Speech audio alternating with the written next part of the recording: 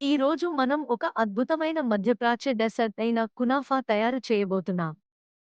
ఇది crispy, creamy మరియు అసాధారణంగా రుచికరమైనది. మొదట 300 గ్రాముల కటైఫీ పేస్ట్రీని చిన్న ముక్కలుగా చీల్చి 150 గ్రాముల కరిగించిన నెయ్యి పోసి బాగా కలపాలి. తర్వాత ఒక రౌండ్ బేకింగ్ పాను నెయ్యితో కొద్దిగా కొవ్వించి పేస్ట్రీ యొక్క అర్ధాన్ని బాగా నొక్కి పెట్టాలి. దాని మీద 500 గ్రాముల మధుర రికోటా చీజ్ లేదా డిసాల్ట్ చేసిన అక్కవీ చీజ్ను సమానంగా పంచాలి.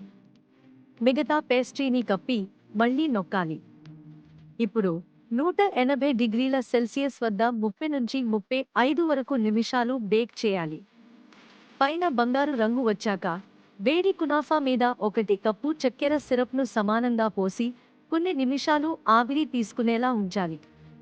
ఇప్పుడు కునాఫా సన్నగా కట్ చేసి సర్వ్ చేయండి. ఇది కుటుంబ సమావేశాలకు లేదా ఎప్పుడైనా తీపి కరువు కోసం చక్కటి ఎంపిక.